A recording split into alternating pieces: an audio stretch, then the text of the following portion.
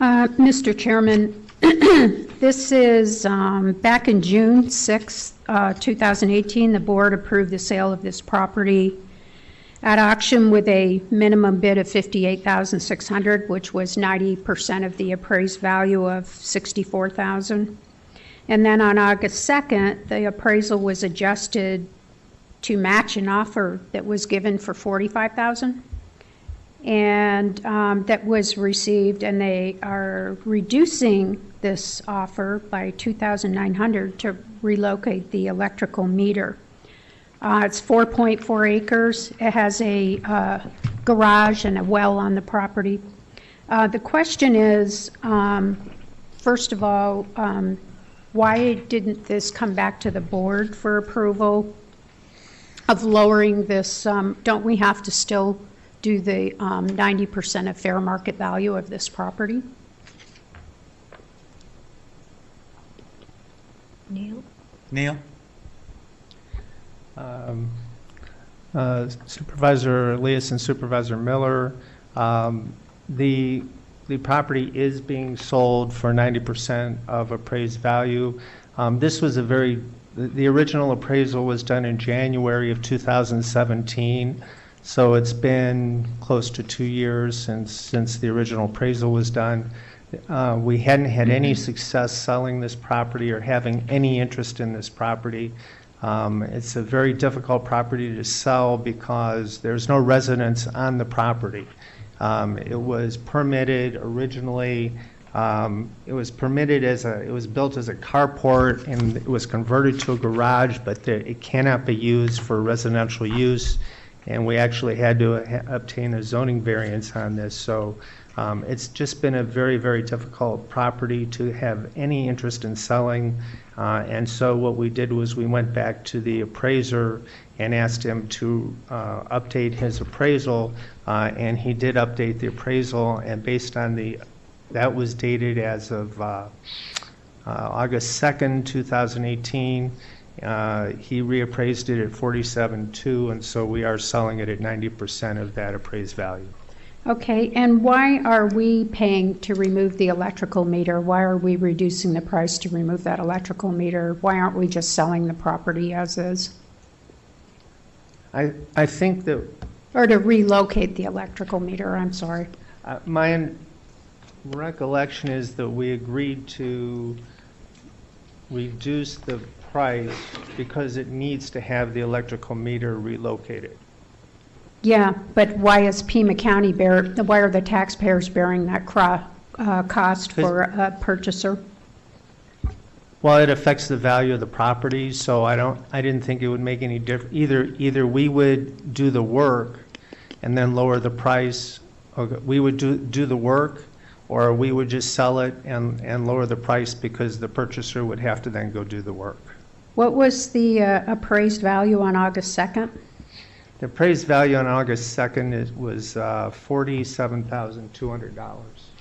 Okay, so the appraised value, I can't imagine relocating an electrical meter would reduce the appraised value on this. That doesn't make a lot of sense to me. I mean, we went through an appraisal with golden pins that had a whole lot of other things, and they didn't consider that, but now we're considering it. It just seems interesting to me that we do consider it sometimes and we don't consider it others.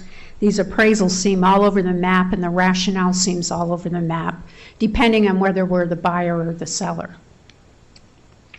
Well, all I can say is that the work needs to be done, and so we thought the easiest way of it, we notified the appraiser because we had the property inspected. That work has to be done, and so that was then factored into the appraised value by the appraiser. And so the other thing that I would note on this is that the county assessor for fiscal year 2019, did you see what he has appraised for the full cash value? This is 4.44 acres. It's $114,247. There's something really wrong here. If we're that far off, and then we're adjusting appraisals because we can't sell it, but then we're reducing it even further to relocate an electrical panel, that just seems I'm not sure Interesting. about the county appraiser's value. I have to pull up the I've appraised got it. value. I've got the document right But- here. but I it happen to depends- stop, pull it on all of these. And all I can, the county appraiser does a mass value approach. So the assessor does not go out and value individual properties the way an appraiser does. The assessor's office does a mass valuation approach. So they would not be taking into account factors specific to a particular property. In this case, the factors particular to this property is it's not a residence, it can't be used as a residence, and so that has a dramatic effect upon the value of the property. When the assessor does that, they would just look at the structure, and using their mass valuation approach, they would probably treat it as a residence and come up with a substantially different value. But Well, I'd have to talk to the assessor's office, but I can tell you they definitely do not appraise property individually. They do use a mass valuation approach. Well, that's getting really scary for people that are paying taxes in this town. If they're getting hit with something like this and you're selling the property for 42,000 something, and he's got them appraised at 114, I think that's a huge issue, and I don't know what we're going to do about that, but that's really unfair to the buyer. Mr. That- Huckleberry, he has a response I'd like to give you Okay. too.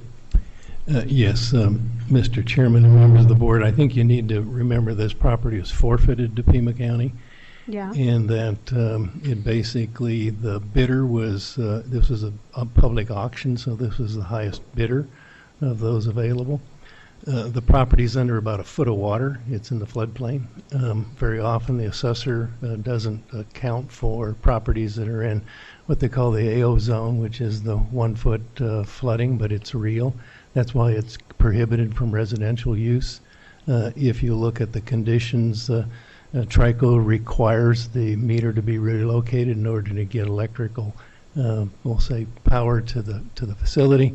You know, if the board doesn't want to pay to relocate the electric meter, you can simply say no and tell the buyer, and the buyer can, if he wants to, walk away, and then we can go back out to bid again or go back out to auction. But this seems to be the best result for the particular property due to all of its constraints, which are very significant. There's residential property all around there. I live in floodplain property. People live in floodplain property all over Pima County. The assessor sure doesn't devalue my property to lower my property taxes. And so I just think this disparity, and I think we should be at 90% of fair market value. Reducing this further, I don't think is appropriate. So I am going to object. Thank you. Okay.